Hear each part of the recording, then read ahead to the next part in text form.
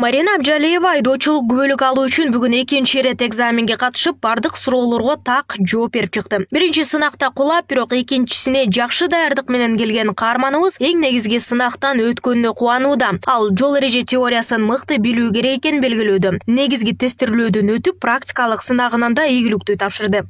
Башында кыйынчылыктар болду. Вопростор, суроолорду алмаштырып салышты.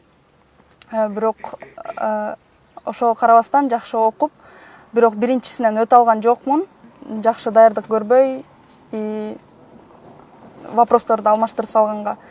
Бирок азыр дагы 1,5 айдын ичинде даярданып келип, 20 из 20 сдала. Практика тоже хорошо.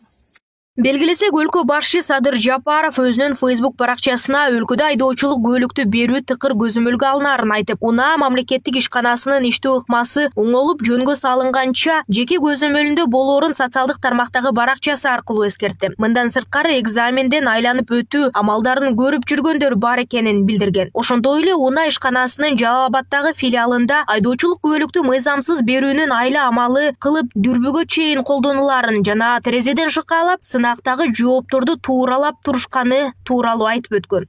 Айрым чиновниктардын, айрыкча күч түзүмдөрүндө иштеген атка минерлердин айдоочулук күбөлүктү тууган туушкан, жек жаатына белек катары берип келгени эч кимге жашыруун эмес. Мындан тышкары, ар кыл коррупциялык схемаларды түзүп, мамлекеттик кызматты өз кызыкчылыгына пайдаланып, киреше табуунун булагы катары көргөндөр да бар. Аларга айоо болбойт. Ал эми унаа мамлекеттик ишканасынын Бишкек шаардык башкармалыгынын башчысы Адылбек Рыскелдиев мындай кыңыр иштерди көзөмөлдөө аракеттери бүгүнкү күндө өз күчүндө деп жооп берүүдө. Экзаменге кирүүчүлөр тарабынан аракеттер байкалса аларга чара көрүлүп, кийинки күндөргө жылдырылаарын айтып жатат.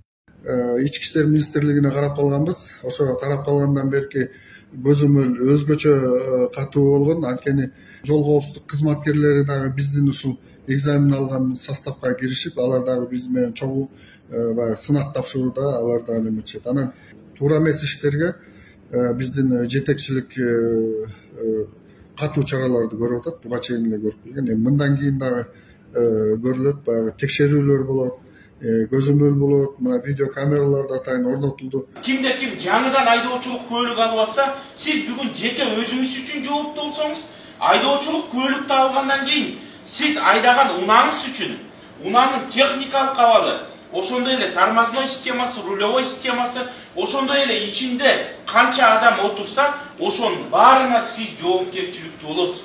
Эми мындан ары аталган тармакка көзөмөл күчөп коюлган максат ишке ашса, жол кырсыктары азайып, адам өмүрүнө кооптуулук азаймак дешет айрым активисттер.